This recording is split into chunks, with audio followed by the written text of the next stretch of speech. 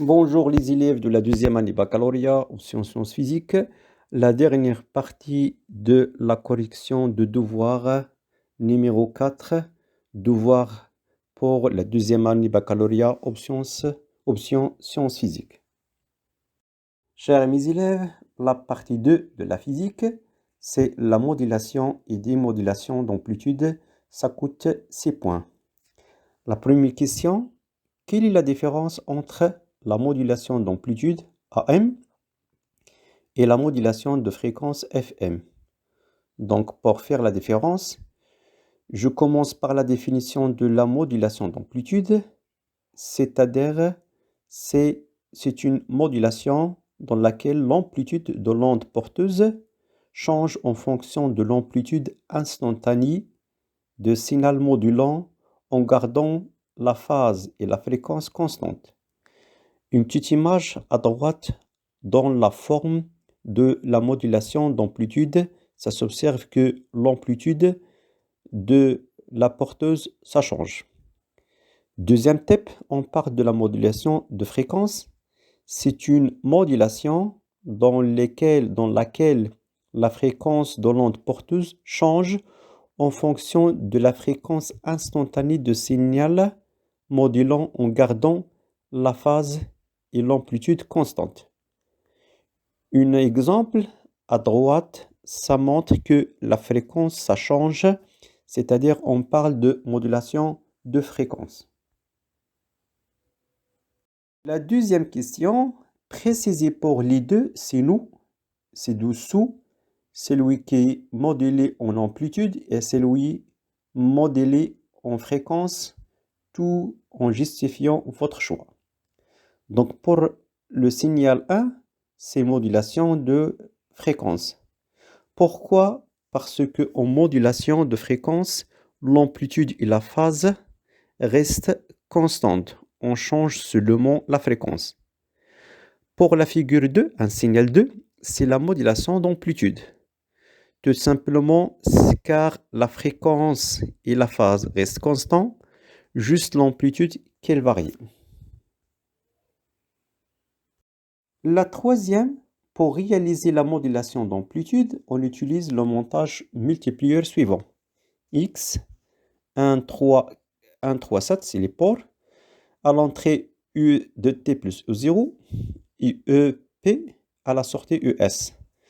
Alors, avec U de T est égal EM cosinus 2pi NS fois T, c'est la tension modulant, c'est la basse fréquence. U0 est égal à 5 volts, c'est la tension de décalage.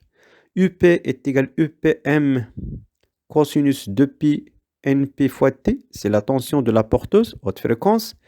La tension de signal modulé est de la forme US est égal à K, entre parenthèses U de T plus E0, entre parenthèses P de T. Sachant que K représente le facteur multiplieur de circuit intégré. La question 3.1 montre que ES peut se mettre sous forme ES est égal à, entre parenthèses 1 plus petit m cosinus de P NS fois T, fois cosinus de PNP fois T. Sachant que U est égal à EM cosinus de PNS fois T, UPM est égal à UPM, UP de T est égal à UPM cosinus de pi NP fois T. Donc à la sortie, on obtient US est égal à K, U de T plus U0 fois UP de T. Donc je remplace U de T et je remplace UP.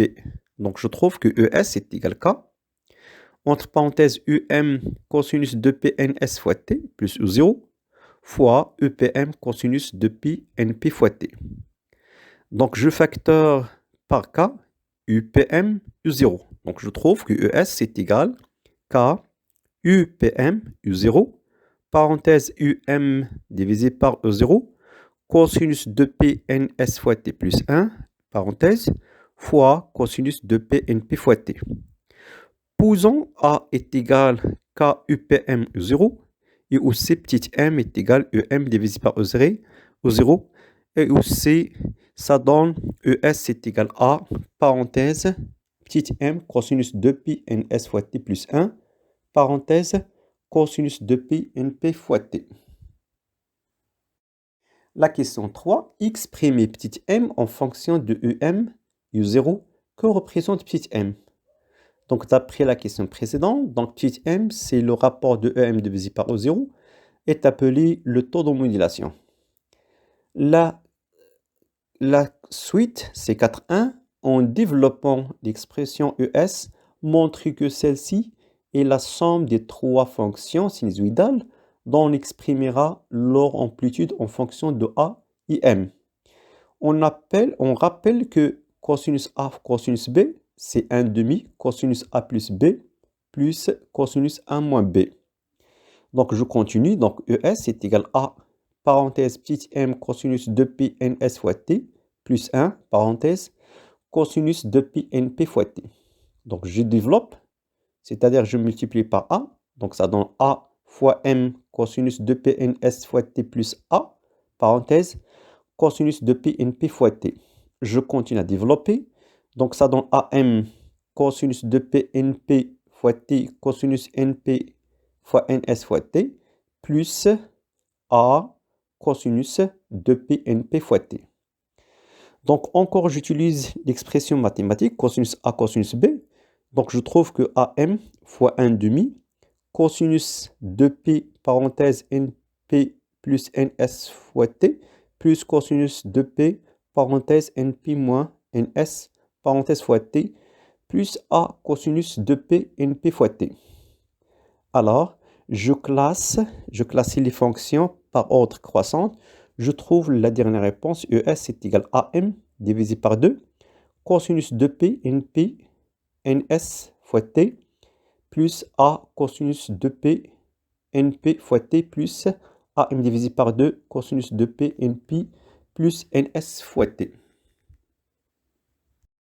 La question 4.2 montre que le spectre de fréquence est composé de trois fréquences que l'on exprime en fonction de NS et NP.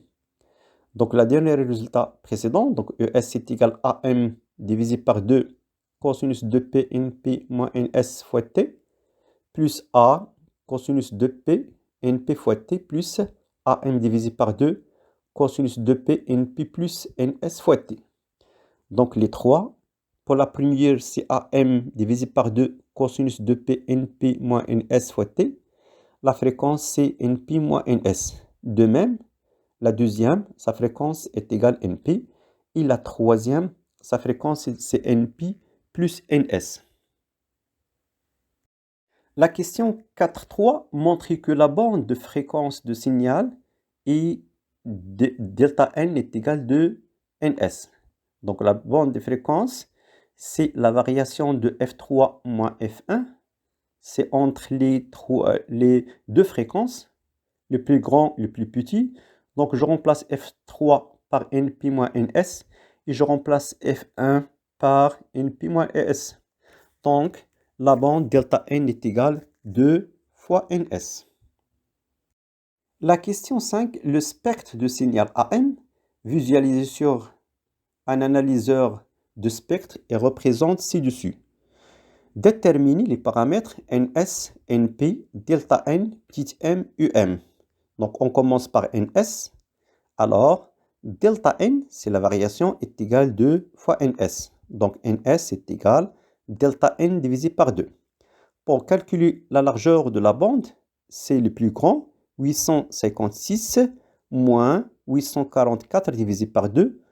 Donc, la valeur est égale, donc 56, donc 56, donc finalement est égal à 6 kHz. La suite de la question, déterminer NP, c'est la fréquence de la porteuse. D'après le graphe, donc NP c'est le milieu, égale directement 850 kHz. C'est la lecture directe, c'est le milieu la plus dense, c'est égal à 850 kHz. Pour calculer la largeur de la bande, delta n, donc delta n c'est F3 moins F1. D'après le graphe, c'est 856 moins 844. La variation entre les deux valeurs, c'est 56, c'est 12 kHz. Toujours la suite de la dernière question, de calculer M. Donc, d'après la dernière expression, je peux attribuer l'amplitude à M divisé par 2, c'est 20. A est égal 50. Donc, je peux déduire les deux valeurs. AM divisé par 2, c'est 20 millivolts. Et A est égal 50 millivolts. Donc, je peux remplacer A. Donc, 50 fois M divisé par 2 est égal 20. Donc, même unité, je peux simplifier. Donc, petit m, c'est 20 fois 2 divisé par 50. Donc, petit m est égal à 0,8 100 unités. Donc, on peut calculer aussi EM.